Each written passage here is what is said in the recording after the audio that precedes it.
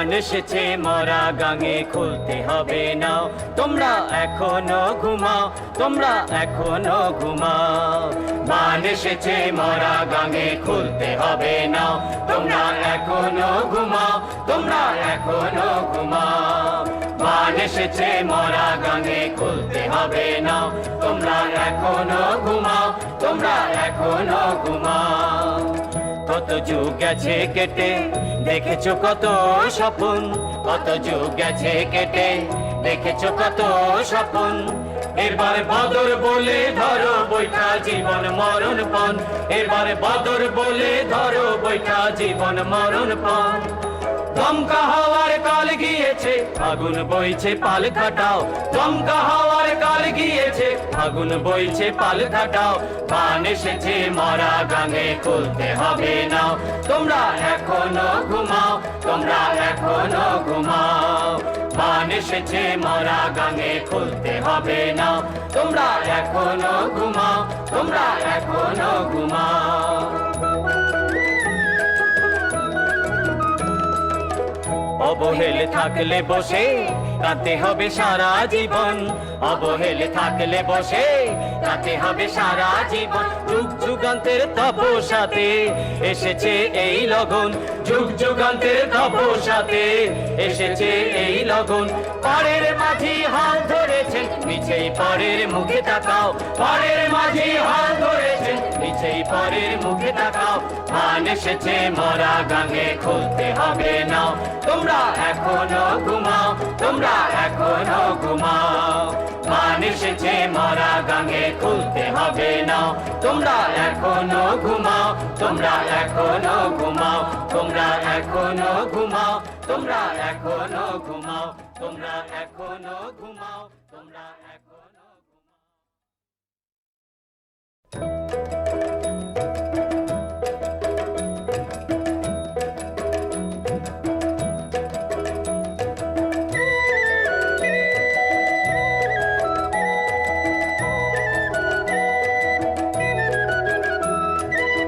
বান এসেছে মরা গাঙে খুলতে হবে নাও তোমরা এখনো ঘুমাও তোমরা এখনো ঘুমাও বান এসেছে মরা গাঙে খুলতে হবে নাও তোমরা এখনো ঘুমাও তোমরা এখনো ঘুমাও বান এসেছে মরা গাঙে খুলতে হবে নাও তোমরা এখনো ঘুমাও তোমরা এখনো ঘুমাও কত যুগ গেছে কেটে দেখেছো কত স্বপ্ন কত যুগ গেছে কেটে দেখেছো কত স্বপ্ন এবারে বদর বলে ধরো বৈঠা জীবন মরণ পণ এবারে বদর বলে ধরো বৈঠা জীবন মরণ পণ দমকা হাওয়ার কাল গিয়েছে আগুন বইছে পাল খাটাও দমকা হাওয়ার কাল গিয়েছে আগুন বইছে পাল খাটাও বান এসেছে মরা গাঙে খুলতে হবে নাও তোমরা এখনো ঘুমাও তোমরা এখনো ঘুমাও Good evening. I welcome you all to this gathering where the confluence of thought is breaking intellectual barriers and exploring a better definition of translation in art. Today, with the presence of Professor Harish, Professor Radha, and Kalyani ji, the podium of this august assembly is creating history. We have evolved to this stage from what began with the vision of Dr. Anamika and saw Professor Alok Bhalla and Dr. Malashri Lal in the first TA program in April 2018, had seen many accomplished speakers, Dr. Babli Moitra Saraf, Sukrita Paul Kumar, Dr. Rekha Sethi, Rakshanda Jalil, Dr. Anamika herself, Vivek Shanbag, Arunava Sinha, Rimli Bhattacharya, Minoti Chatterjee, Brinda Bose, Guru Prerna Srimali, Dr. Anurag Verma, Dr. S.M. Akhtar, Dr. Vanita Sinha, and Padma Shri Malini Avasthi, to name a few.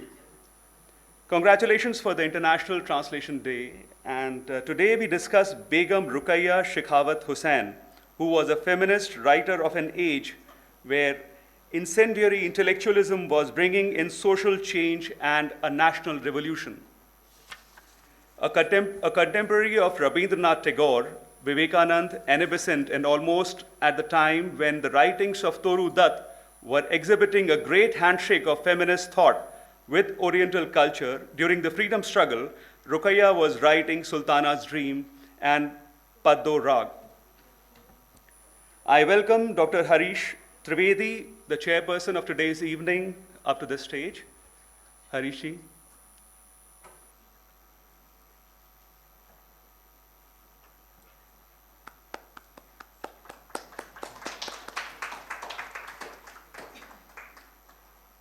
Dr. Radha Chakravarti, the discussant, and the speaker, Kalyani Datta.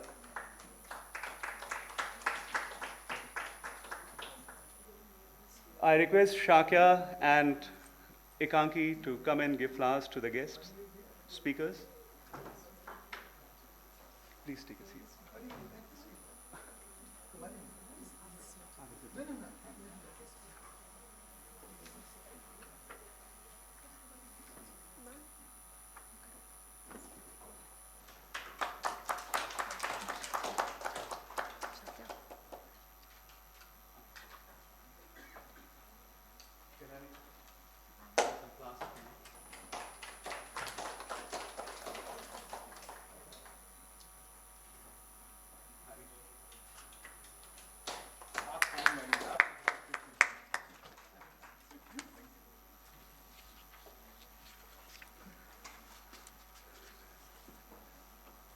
I request Vinita to come and tell us something about Rokeya, Begum Rokeya.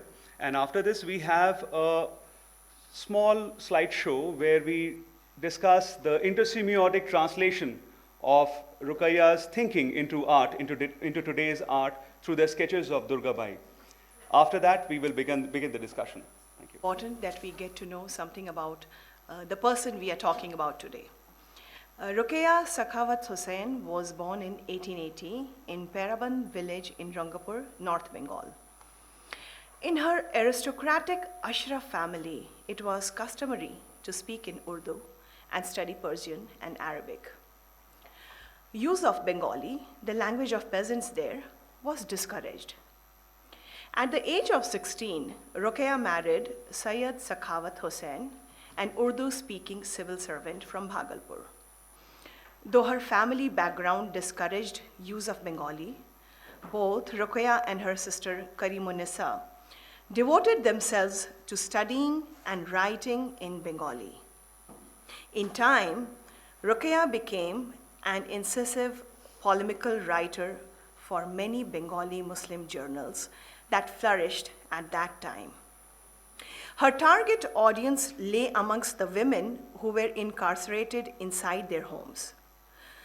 From her brother Ibrahim Saber, Rokeya learned English in late night sessions.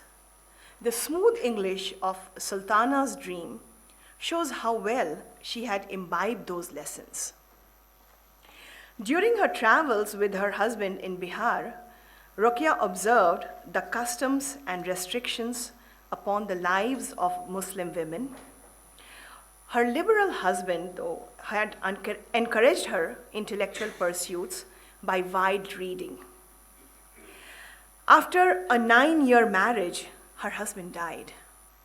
He left behind a sum of 10,000 rupees for Rokeya to realize her dream of establishing a school for Muslim girls. In Calcutta in 1911, she founded the Sakhawat Memorial School for Girls. The medium of instruction was Urdu. She faced both financial difficulties and societal opposition for persuading girls from secluded Muslim families to join school. To win permission from Orthodox Muslim families, Rokeya observed all parda restrictions herself as principal. Rokeya became an influential writer for the many Bengali Muslim journals of the time. 2 volumes of her writing were published in 1905 and 1921. Her writing was only an extension of her work as a social reformer to her goal of emancipating women from the neglect and contempt of men. Rokeya was a keen observer of the national political scene. She was aware of all the issues that featured in public discourse. Whichever subject she may be addressing, her undeviating glance would be fixed on how the predicament and participation of women was implicated in it. In 1916, Rokeya founded the first society for Muslim women, Anjuman-e-Khawateen Islam, a forum for the women of the community to discuss freely their problems. Her active personality, energy, brought her close to many famous women leaders of the time who were working in the cause of national politics and women's education. The life of this indefatigable personality came to an end in 1932. She was only 55 years old. Thank you.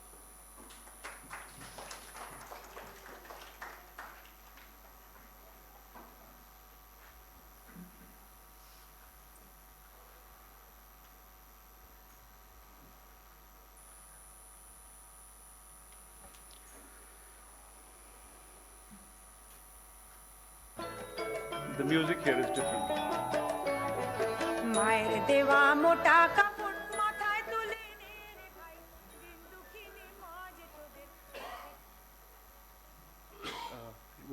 Would you like to join me here, Doctor?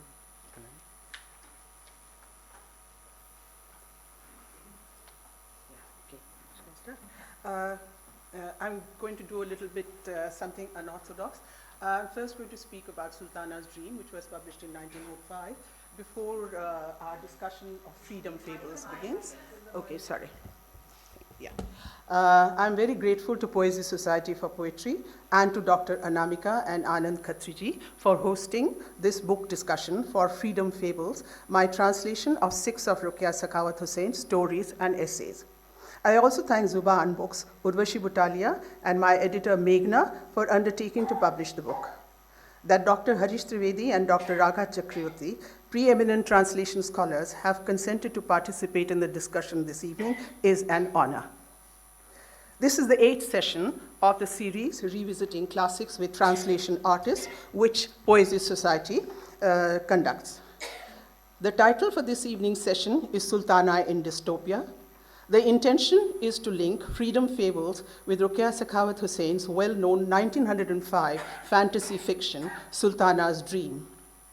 In that work, Rokeya imagined in the fictional Ladyland a feminist utopia where, in a country administered by brilliant women, peace and prosperity reigned. Sultana does not appear as a character or a narrator in the selections of Freedom Fables, which deal with the real world which Rokeya inhabited from 1907 to 1932. In the title for this session, I have displaced Sultana from her dream world to the dystopian world of early 20th century Calcutta, where conditions were less than perfect. Before we step into a discussion of that dystopic scenario, perhaps we could take a brief glance into the utopia of Sultana's Dream, as rendered through pictorial representation. One of the objectives of POIESIS Society is to explore intermedial and intersemiotic transactions. In pursuance of this objective, on 3rd July, my colleague Vinita Sinha and singer Malini Awasthi made a presentation on women's spirit of resistance in Madhubani paintings and Maithili songs. Today is International Translation Day. I'm emboldened to take advantage of the occasion to explore the relationship between a text, Sultana's Dream, and a visual transcreation of it. Sultana's Dream is undoubtedly a classic which has been studied under different disciplines such as women's studies, science fiction, in no less than 15 universities in the West. Our colleague Tarun Saint has recently included Sultana's Dream in his collection of Golan's Book of South Asian Science Fiction. In 1905, it had been published in English in a Madras journal, Indian Ladies' Journal. In 2005, on its centenary year of publication, a publishing house in Chennai, Tara Books, celebrated this anniversary in a unique way. They invited Durgabai Vyam, a skilled Gond tribal artist, to tell the story in her own artistic medium. In an earlier workshop, it had been discovered that Durgabai had a predilection for depicting women doing unusual things, such as playing football, cycling, flying aeroplanes. That is, women not in static poses. Who could be more suitable than her to deal with the feisty women of Sultana's dream? It has been suggested that Durgabai's transcreation of Rokeya's story can be viewed under reader response theory. Technically, Durgabai is no reader. She does not read Hindi. Her language is Gondi. The fantasy story of Sultana's dream was narrated to her. She responded to the story enthusiastically. Second enforcement came in a rough Hindi translation of the story being read out to her. Durgabai herself comes from a family of storytellers and painters. She is an empowered woman as such. Her brief at that point was only to choose some incidents from the story and translate it into her own artistic medium. But the enthusiastic artist undertook to create the work in its entirety.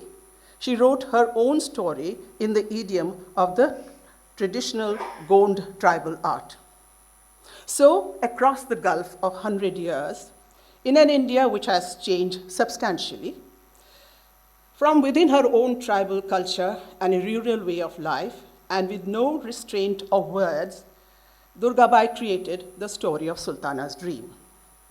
As translators, well, I am not as prolific a translator as some of my colleagues and our panelists are. Nevertheless, I would like to say that as translators, we often feel a certain degree of anxiety regarding words and language.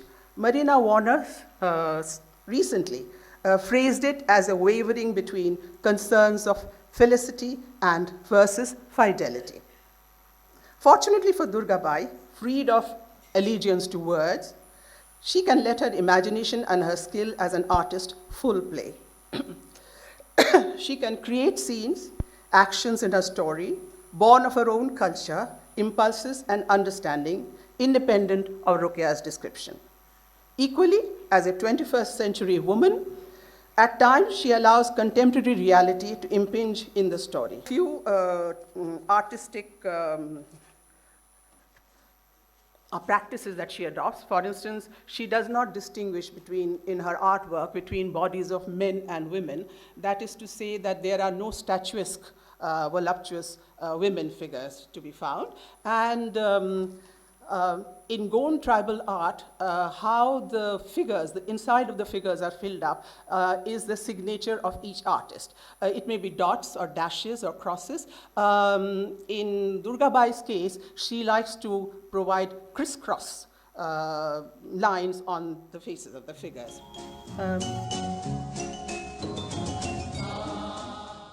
I've read Sultana's Dream. No, this is the first scene. This is where it begins.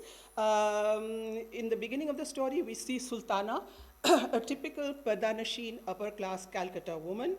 And Rokeya's words are, lazily thinking about the conditions of Indian womanhood.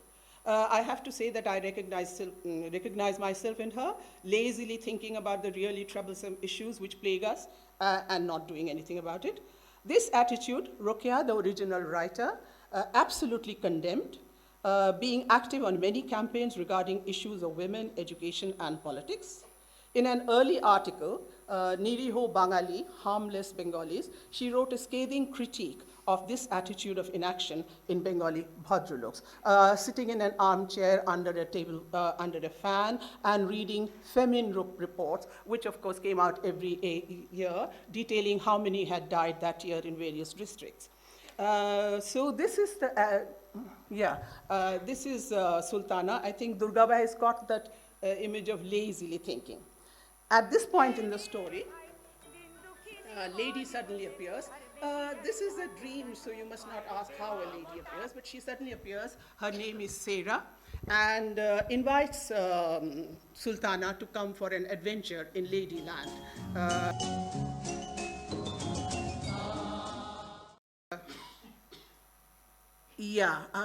don't know, can you see it clearly or not? At this point, Durgabai, the Gond artist, faced an artistic problem.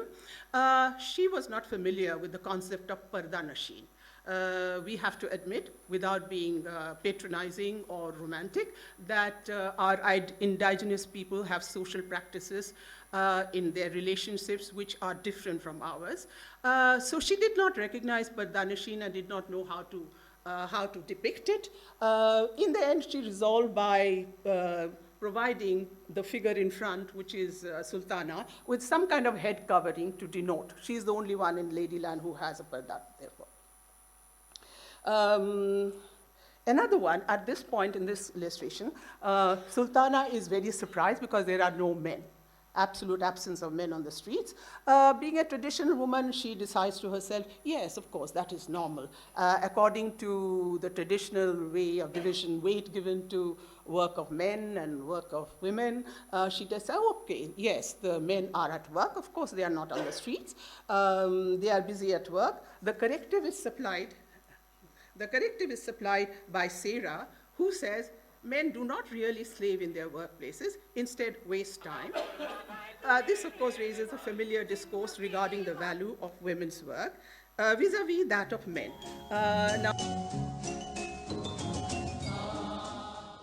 something interesting is this, that when Rokeya had written it, she had said, Sarah said it, that, Sultana, do you think they work all 7 hours of the day in their office? No, no, they waste about some hours in smoking cheroots and talking a lot about their work. So that immediately suggested an urban environment to me, but Durgabai, in her community, men work, but they are all agricultural workers. So she provides a scene where men working or not working, surrounded by their agricultural tools, and she says they do not work 7 hours, they dawdle away their time in smoking.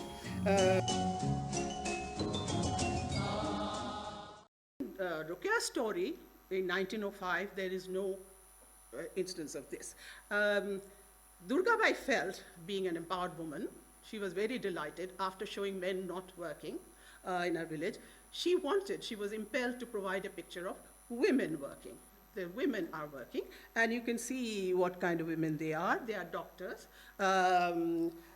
with their implements. So not only women working, but women doing social work. Now, the interesting thing here is in 1905, as far as I know, there were not too many lady doctors. In fact, I seem to have heard only of one early thing.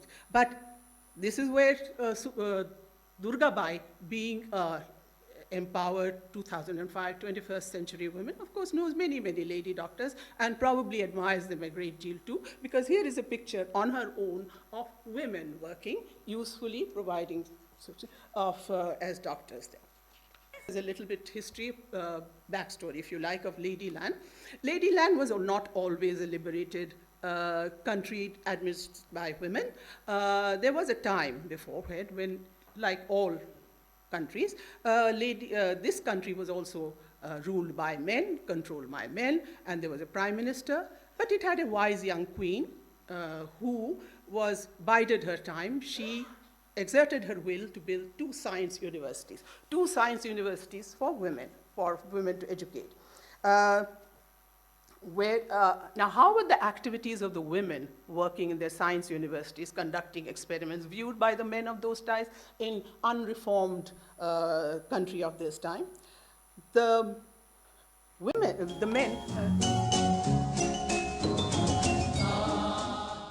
men, of course, scoffed heartily, patronizingly. Yes, thank you. There are two, one after the others, yes. The men laughed and said, sentimental nightmare, because that was their attitude towards what the women were doing, very patronizingly, superciliously, a sentimental nightmare, they're just playing, and, well, not thinking beyond the traditional categorization of qualities of women and men. That was a subject which fascinated Rokeya, the original writer, in many ways, in writing small stories of creation of men, creation of women. She liked to deal with this subject, think to herself, what are men like? What are women? Are they so essentially different? Are these categories of qualities, sentimental, emotion, only reserved for men, women, and men are different? She thought about it a great deal.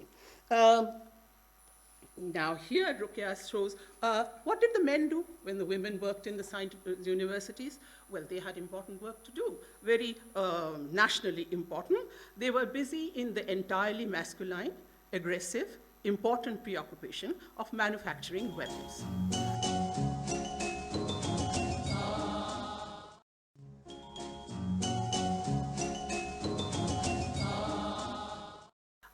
We might cast our thoughts at this point, respective size of our defense budgets and that on education and culture. In the two pictures that we see, one after the other, that Durgabai painted, it was not up to her to go and research in armament factories. She drew from her own tribal culture. Men of her own tribe manufacture weapons, maybe for hunting or whatever. Those were the two scenes which she was showing here, these men. Well, the proud acquisitions of the men, what they had constructed, was soon to be tested, because a calamity befell the country, and when it was invaded, the men go to war only to be soundly defeated. So all their vaunted weaponry comes to nothing much. They return weary and beaten, ready to submit. Women who had been biding their time find this no option to submit, because after all, the original writer, Rokeya, lived in a country and knew very well the humiliation of living in a defeated country, which she described in several pieces. So that was no. So the princess of the country, the queen, summons the lady scientists and to deal with the crisis, which they do, making only one stipulation, that the men should retire to the zenana. They were familiar from previous ideas that it may not be very easy. So, yeah.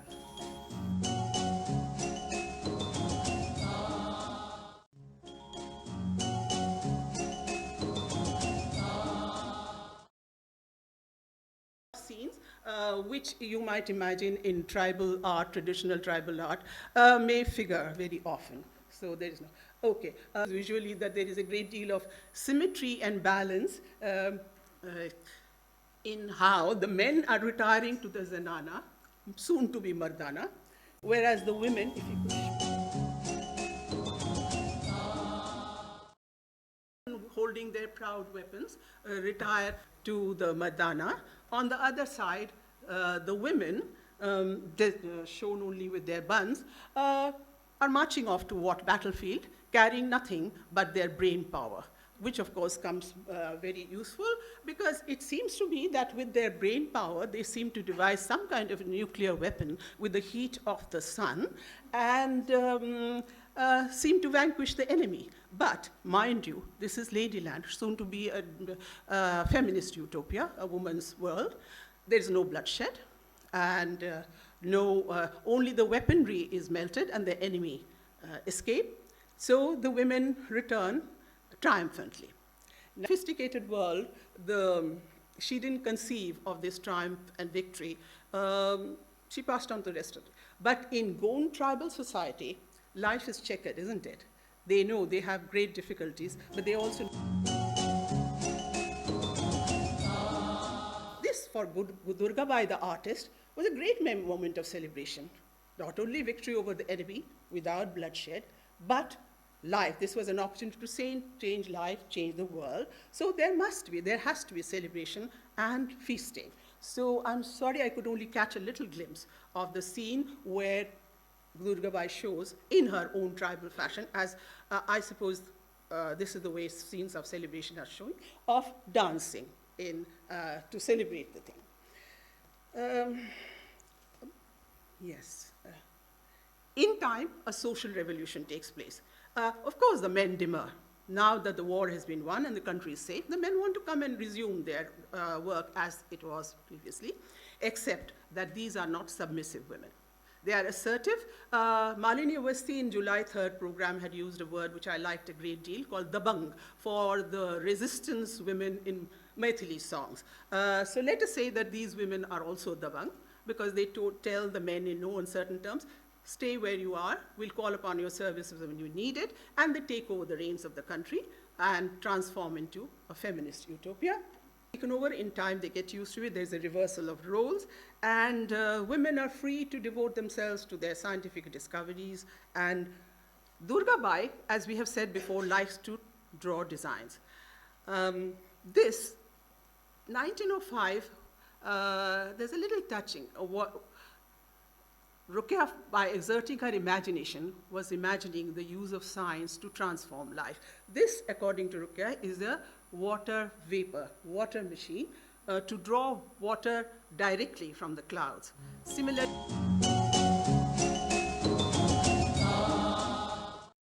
there are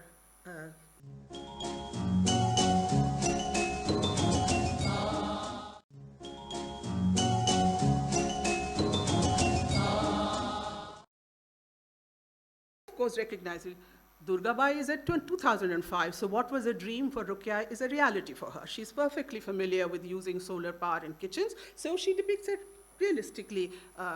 That picture was of a gas. Similarly, there are machines to store heat and various other things. The triumph of the women's achievements in science is, of course, manufacture, construction of an air car, as it is called. There is a little touching story here. If you know that 1900 was the year of the hydrogen-filled dirigibles, what they used to be called. 1903 was when the Wright brothers flew their aeroplane. And 1905, Rokeya is writing the story. Somehow, Rokeya longed for the story. Maybe something about the repressive circumstances of society there, of her own personal life, of her troubles, made her long for this. At the same time, the feminist utopia, as well as the aeroplane. So out of her imagination, Rokeya imagined a hydrogen-powered air car where the wings moved with electricity. The surprise, she only got to see an aeroplane far away in the skies of Calcutta in 1911 and had a chance to fly in an aeroplane much, much later when a review gave her a ride. What is surprising is that Durgabai in 2005 has seen many aeroplanes and the change of supersonic aeroplanes that she has. But as an artist, she decides to ignore all that, reject all that, and using her own art, this is what appealed to her, to draw the air car in this way, looking more like a bird. But she drew not one, but 4 designs for air cars, airships that were there, because she liked the design. I mean, it is her artist. This is an artist who's not, does not have to be controlled by words. She can let her imagination roam free, and so she draws 4 designs of it.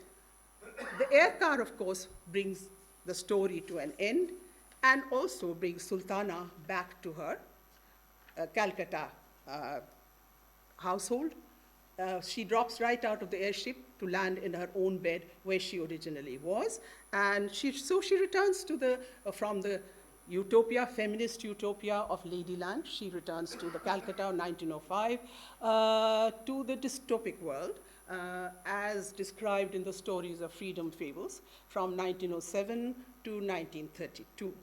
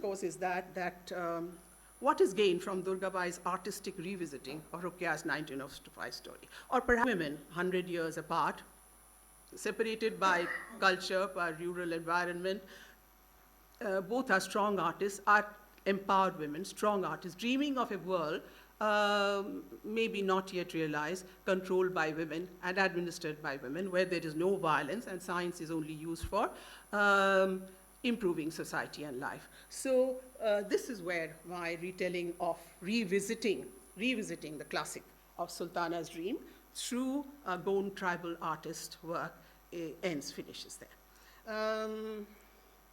Durgabai followed her own artistic volition, moving freely from her ideas of her own tribal society and culture to the other aspects of life.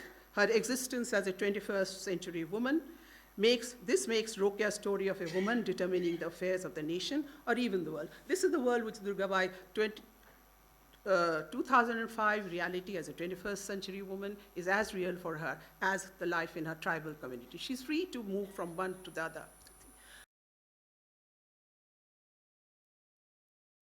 These are recognizably pictures of Bharat Mata. See, they are all bejeweled.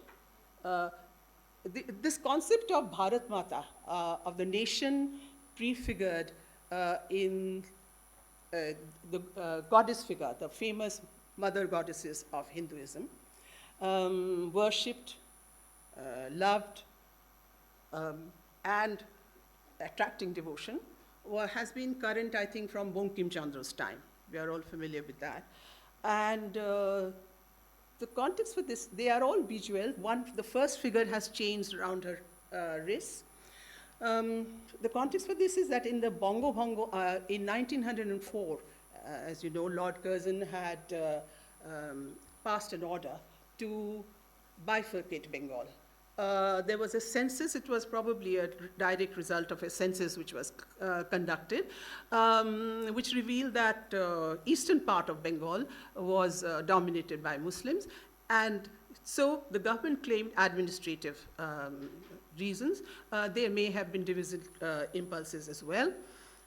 But the population of Bengal, of course, reacted with great fervor. I mean, it was their identity which was attacked. To the people of Bengal, it was a blow to their sense of identity, their cohesiveness, attachment to a land to which they belonged, who were impatient of this and wanted more concrete action, more demand, more aggression directly. And so Naveen and Praveen represent these two forces, these two types of politicians and other politician actors on the stage. There's only one son, Laik, who represents the peasants. Tanika Sarkar, in one of her articles on, I think, the plays which were written during the said that women and peasants were always shown to be on the same side. So the only one of Kangali's sons to die is Laik, the peasant, who of course died every year in thousands due to the famines. So this basically is the story of Mukti Fall. The rest of the story concerns how the sons, there are two daughters, Sumati and Srimati, who are graceful and intelligent. So the rest of the story is about how the sons proceed to gain the Mukti Fall. Request the panel to please come up to the stage too.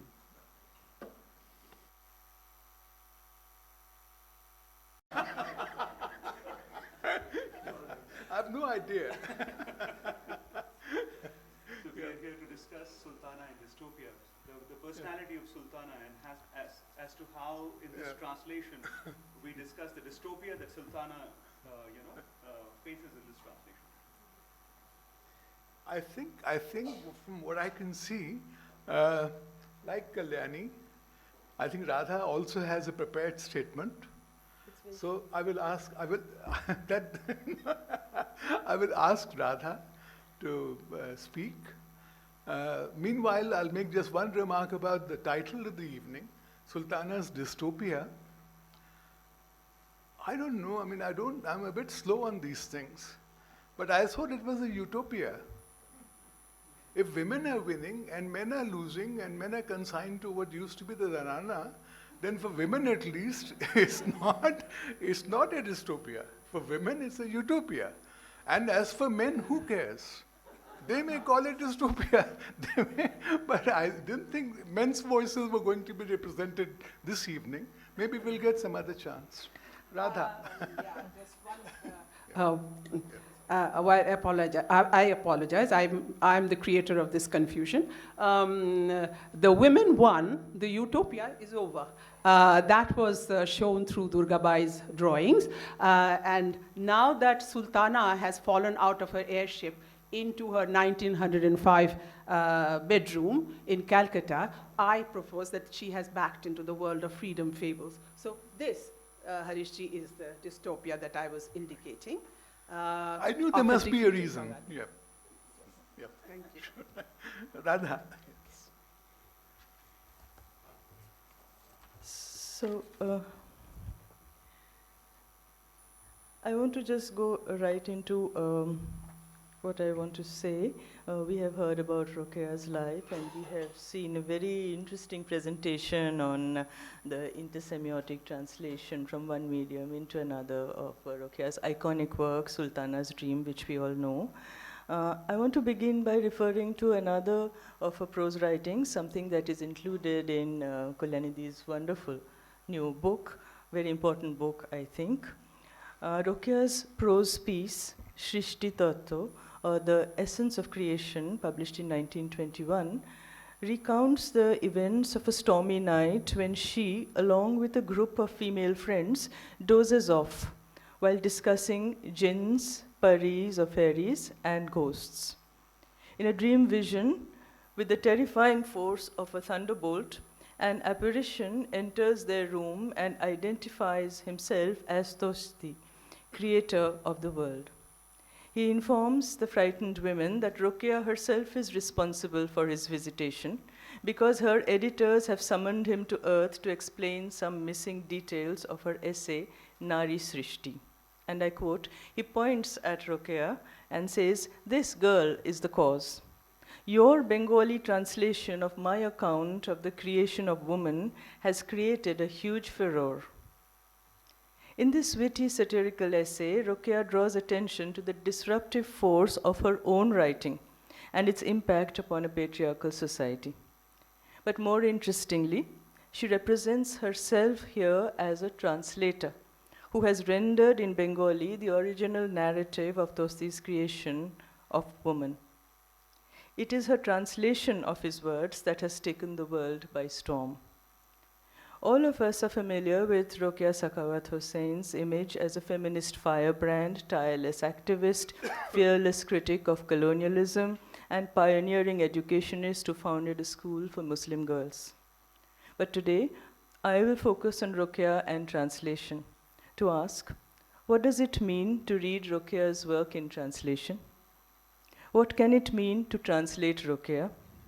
And what can we find in Rokeya's life and work that offers us a striking paradigm for the theory and practice of translation itself? The questions have to do with language, of course, but with much more than language too. Rokeya, born in 1880 in Rangpur, and we have just heard about the circumstances of her upbringing. We have heard that taking pride in their Iranian ancestry, in her home, Urdu, Arabic, and Persian were the approved languages, while Bengali was discouraged. But we have also heard in the account of her biography that through the encouragement of her brother and sister, she learnt Bengali and continued to practice it and emerged as a writer of repute in Bengali. Her brother also taught her English because he recognized her intelligence and he saw English as the language of the future. And we know that Sultana's Dream and several of her other works were originally composed in English.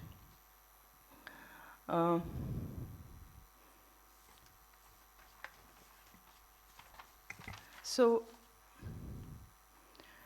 Rokeya's knowledge of languages shaped her sensibility.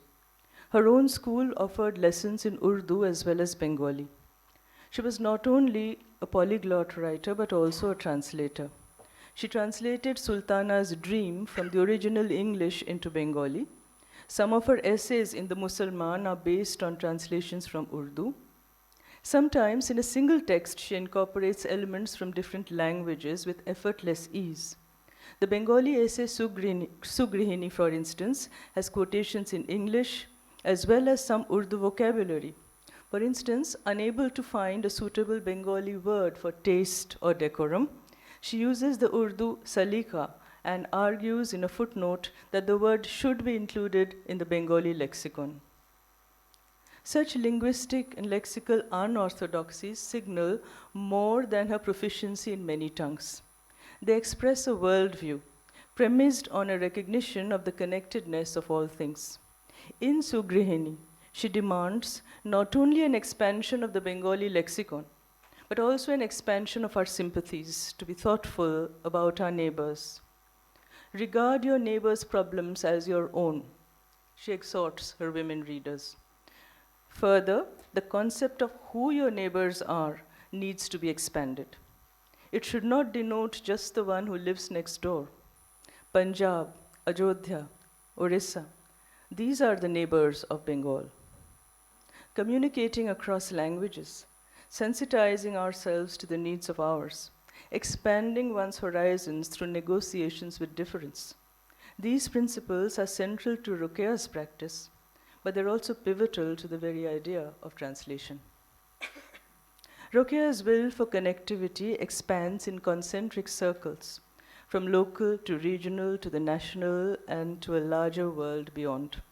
She argues, and I quote, "We are not merely Hindu, Muslim, Parsi, or Christian, nor are we only Bengali, Madrasi, Marwari, and Punjabi. We are Indians," unquote. But crossing the limits of the nation, she reminds us of links with the larger world. In her English essay, Educational Ideals for the Modern Indian Girl, published in 1931, she says, and I quote, "The future of India lies in its girls.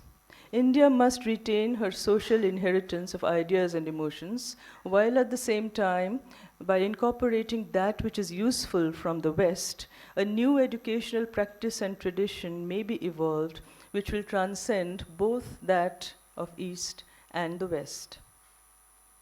Here, Rokeya expresses a transnational consciousness seeking to rise above the East-West binary. To this consciousness, her own family connections with Iran, for instance, contribute the sense of a wider world outside the colonizer-colonized dichotomy. From these instances, we see that Rokeya recognizes multiple axes along which identities can be defined, and the tensions that can arise when some of these axes intersect or come into conflict with each other. These tensions are precisely those that tend to haunt translation theory and practice as well. Rokeya constructs her implied readers with sharp awareness of what we would today call intersectionality, imagining them as Bengali, Muslim, Indian, female, middle-class housewives. How does this construction mutate through the present English translations of her work? How does Rokeya's work resonate with a different readership beyond the one she had consciously addressed? How does it resonate with us, here, this evening? When the argument touches our own selves, we recognize the difficulty of a seamless transfer of meaning via translation. As texts cross cultural, historical, geographical, and historical borders, translation emerges as a process fraught with difference, tensions, conflicts, challenges, disruptions. But such too are the ways in which Rokeya's own writings exercise their impact. She's aware, for instance, that her Bengali and English writings address different audiences. In the Bengali translation of Sultana's Dream, she adds details to highlight the workings of patriarchy in Bengali society, while in the English version, her focus remains strongly on the effects of colonialism on Indian society. In one passage in Bengali, she adds the following detail, which is not there in the English, and I quote an English reworking of the Bengali edition. In countries where women simply adorn themselves in diverse costumes and ornaments and live like dolls without serving the land and nation, no free trade is possible. Here, we see at work the politics of translation, where local nuances are highlighted in the Bengali and international issues in the English version. For as all practicing translators know, local nuances are notoriously hard to communicate across languages. Today, untranslatability is a catchword in translation studies. Rokeya, because of her polyglot sensibility, often finds herself wrestling with untranslatables, even in her original Bengali writings. Sometimes, in an aside, she searches for the right Bengali word to express an element from another language, another culture. Her ability to think in many languages also signals fractures in her own identity, and even between her public and private selves. Both on the printed page and her lived experience, fragmentation and unresolved tensions haunt the narratives of her life and work. Translating Rokeya today is to place her work in implicit relationship with multiple genres and literary canons, in the discourses of Bengali literature, Indian literature, world literature. These discourses do not blend easily, nor is it easy to classify the genres to which her works belong. Do they belong to feminist writing, utopian writing, dystopian writing, post-colonial writing? Is Gyanfall satire, or is it a fairy tale? Her work exhorts us to think beyond the conventional oppositions of East, West, male, female, local, national, to imagine into being possible alliances of other kinds. In a course on translation I recently offered at my university, we dwelt on the role of translation in enabling, for instance, a category such as South Asian women's writing, which displaces such conventional binaries through the forging of alternative affiliations. Evident throughout Rokeya's oeuvre is the trauma and the triumph of a lonely struggle against the fixities of convention. To the translator as well, the pain and pleasure, the relentless struggle, and the tenacious sense of commitment to making a difference are only too familiar. Thank you.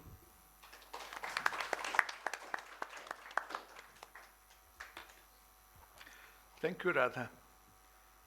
I must begin by saying what a great pleasure it is for me and an honor to be here this evening. POIESIS, I'd known about them, and I had also known about some of the people involved in it. It's a pleasure to be here at something organized by them. I know that Anamika is involved with it, and wherever Anamika is, one can be assured that there will be fully competent, high-level bilingualism and creativity. Her own work, her own corpus of work is evidence of that. None, hardly any better than that. It's also a pleasure for me to be here at this book of translation by Kalyani. Kalyani is a very dear old friend. She and my wife Poonam taught together for decades at IP College. That's the connection, which means that I also kept meeting her frequently. There was an old principal of IP College, extremely elegant and sophisticated person, Sheila Uttam Singh. She used to call me the son-in-law of IP College. Now that creates a connection also, an in-law connection between Kalyani and me. I will not spell it out in Hindi. So, I also know Kalyani in my own right, not only through my wife, because proof of that is that I know her husband, and we get along pretty well. And the first thing I asked her when we met this evening was whether he is here, Bhaskar. So, it's a pleasure. And also, of course, Radha. Radha, she doesn't look like it because, she's such a formidable and eminent academic, but she was my student. And what a great joy it is to have students like her, to be proud of. So, for many reasons, is a great joy. I must congratulate Kalyani not only on the book that she has done, the wonderful translation that she has. You know, one can see how much work has gone into it, and yet it seems effortless and utterly graceful in its use of language. But I must also congratulate her on something that I did not know about until this evening, which is she is so full of the author that she has translated. She has such an abiding passion for Rokeya and for every aspect, even about a text that she has not translated, which does not need translation, which is Sultana's Dream, because it was written in English, unless of course it can be translated into Bangla and Hindi and so on. Bangla, I'm sure it has been. She has herself translated in Bengali. Right. So, you know, I mean, it's such a joy to see somebody living with an author, not only translating an author, but living with an author and showing such tremendous fondness and engagement with every aspect of her life and writing. About translation and about what she has translated, I feel that many English teachers come to a realization gradually through their careers and through the changing intellectual climate of the last 50 years, which is what we have experienced, that to go on as an English teacher, to be an English teacher and then to go on as an English teacher is not in every sense a viable proposition in India without further inputs of different kinds. So I've found a number of people who, English teachers, who have in the middle of their career, or perhaps even later, begun translating from their mother tongue into English, as if it were a kind of an unspoken obligation on them. There is a Matribhasha, the debt that you owe to your mother. There is a Pitribhasha, there is a Gurubhasha, and I feel that English teachers, many English teachers like Kalyani have also begun to feel that there is the Matribhasha, that there is a debt that you owe your mother tongue. And this debt is discharged by many of them by translating something important from their own mother tongues into English, the international language.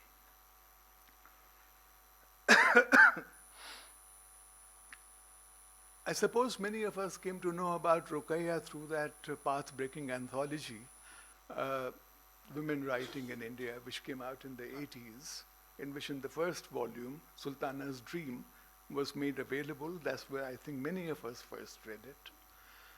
I also came across a collection of her called Motichur after the journal, which I read for the publisher when it was about to be published. And now I've read these works translated by Kalyani, which I had not known before. And I must say one thing, that they are fully the equal of anything that I have read before. I don't think they are inferior at all in quality and vision to Sultana's Dream itself, many of these pieces.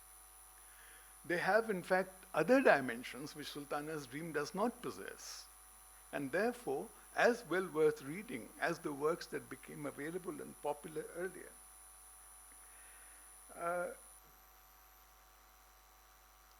One fascinating thing about Rokeya, which Kalyani touched on, and which Radha also went into, is the multilingualism of her own life, and her bilingualism at least of her creativity.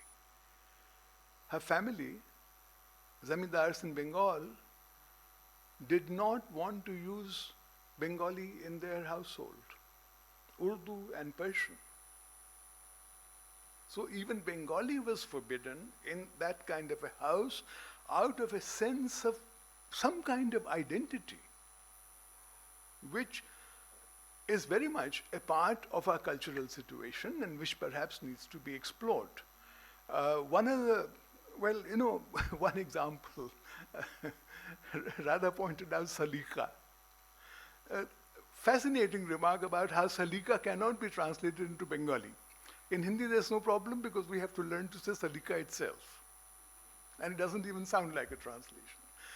Long years ago, 30 years ago, I think, a teacher of Hindi in Hindu college invited me when I was teaching English across the road in St. Stephen's College to go and give a lecture in the Hindi department there on the topic which he had himself decided, and for which I thought I was the right person, Padhne ka salika. So salika has a number of connotations. And I think because of the richness of those connotations, it is indeed very hard to translate. One other bilingual example that stuck in my mind was for a woman in Parda, in Urdu we say Parda Nishin. In Bangla I did not know. One says Oborodha Vaishini. It sounds grand, it sounds almost desirable. The word sounds so good. Oborodha Vaishini. I don't know whether all literary texts in the original language are living in Oborod, and the veil has to be lifted by translation for other people to see them out of their own households, out of their own contexts. But you know, the multilingualism, the multilingual situation of India, which Rokeya participated in and which is reflected in her works, is itself a source of delight and enlightenment. I should not speak for very long because, you know, to confess a truth relating to my welfare, much less not to say yours, is that I have to go home and try and finish a paper which I've been writing, which is on Gandhiji. Gandhi's experiments with ahimsa. And tomorrow morning I have to catch a flight to go and deliver it the day after on Gandhi Jayanti. So there isn't much latitude of time there. But let me talk about Gandhiji in relation to Rokeya. You would have heard the wonderful interpretation that Kalyani offered of one of the two major pieces here, which are printed first of all, which is Muktipal. Gyanpal and Muktipal. Actually, the titles fascinated me, and I think it's a very good practice that the Bengali titles are also given on the contents page, and then the translated title. I was attracted because, you know, those are the kinds of phal that one wants at any stage of one's life. And if one listens to or one reads a good piece of fiction, there is also supposed to be Shrutipal at the end of it, which is, for the very effort of having gone through it, you will get something good. You will have your wishes fulfilled, perhaps. Now, in Muktipal, I would not have thought so myself, even if I had read that 10 times. Kalyani interprets it as an allegory for the split in the Congress that took place between the moderates and the extremists in 1907. It's such an attractive sounding interpretation that it seems sacrilege to question it. And yet, it's in her introduction, so I had already read it before I came here this evening. She read out that part as well today. I said, all right, if it is about the split, then why does Kangalini, the Bharat Mata, why does she have 4 sons? 2 would have been enough. 1 extremist and 1 moderate. And why does she then have 2 daughters as well? And it's true that, you know, there is something about the Gokhale kind of moderation, petitioning somebody who would give you the Muktipal. But beyond that, the allegory, to my mind at least, becomes hazy. And then she revised it, Rokeya, and according to Kalyani, in 1921, she added some bits which also include Gandhi. I'm not making up the Gandhi connection. She says it. Not only because Gandhi is on my mind, but it's on her mind as well. Now, this is a wonderful kind of interpretation, and once it starts to take hold in your mind, you cannot dismiss it. It will only grow and grow. Maybe I'll understand it a bit better later on. I'll just add something again about this allegory. If it was actually happening like that in 1907 and 1921, then one of the sons of Kangalini should be a Muslim. Because in 1906, already even before the first version came out, the Muslim League had been founded, following the partition of Bengal, as almost a response to it, and founded not in Aligarh or Lahore, but in Dhaka. It's the Bengali movement to begin with, and Bengali-based movement to begin with. No, that's not going into my Gandhi paper. Let me try and conclude by saying one or two things about translation. I did not even know what kind of a translator am I, or student of translation. I did not even know that today was International Translation Day. I'll try and remember.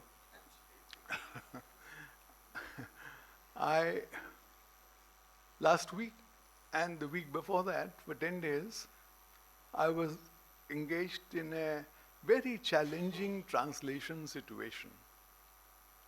Very challenging for me. I was in a workshop, a summer school actually, in which young researchers came with their projects to discuss them with some faculty and with fellow students. 22 young researchers from 15 different countries. And it's such an intense affair. I was supposed to be faculty, but I think I've come away, in Italy it was, I've come back with greater illumination regarding many issues of translation in my mind than many of those young researchers could have carried home with them. Translation is indeed an extremely international activity. In some other countries, it's far more important and far more pervasive. If there were a decree that there'll be no translation in the world for 24 hours, many countries in the world would grind to a halt. The functional value of not only the literary value, which you may think is expendable, at least for a day. They function through translation in so many areas of their lives. This one thing I've noticed about translations of literary works in India, and I don't know why I did not notice it before, which is that earlier these works were translated either by the author himself, we have many bilingual authors, or by someone living in India, or by someone living abroad. These were the three categories. There's a fourth category of translator that is becoming more and more visible. And that fourth category of translator is an Indian living abroad, not a foreigner living abroad. Last year's JCB prize was won by Benjamin, Jasmine Days, and the translator lives in New York, and Benjamin now lives in Kerala after having spent some years in the Gulf. He writes about Gulf life in that novel. And the two had never met until the Jaipur Literary Festival brought them together. This year, a novel has been published by Perumal Murugan, than whom one can hardly name a more indigenous, more rooted writer in India. It's a sequel, one of the two sequels to One Part Woman, and this one is called A Lonely Harvest. And it is set entirely in a village in Tamil Nadu, and it's been translated by somebody, an Indian sitting in Austin, Texas. There are implications of all this. There are implications about the kind of English that is used in these translations and about the kind of English that people think will go places. So things are happening in translation all the time, as much as they are happening in original writing. And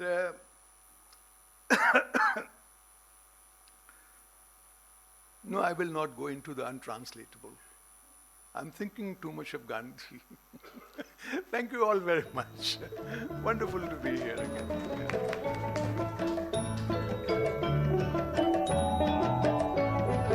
মায়ের দেওয়া মোটা কাপড় মাথায় তুলে নে রে ভাই পাই, দিন দুঃখিনী মা যে তোদের তার বেশি আর সাধ্য নাই। মায়ের দেওয়া মোটা কাপড় মাথায় তুলে নে রে ভাই, দিন দুঃখিনী মা যে তোদের তার বেশি আর সাধ্য নাই। ওই মোটা সুতোর সঙ্গে মায়ের অপার স্নেহ দেখতে পাই, ওই মোটা সুতোর সঙ্গে মায়ের অপার স্নেহ দেখতে পাই।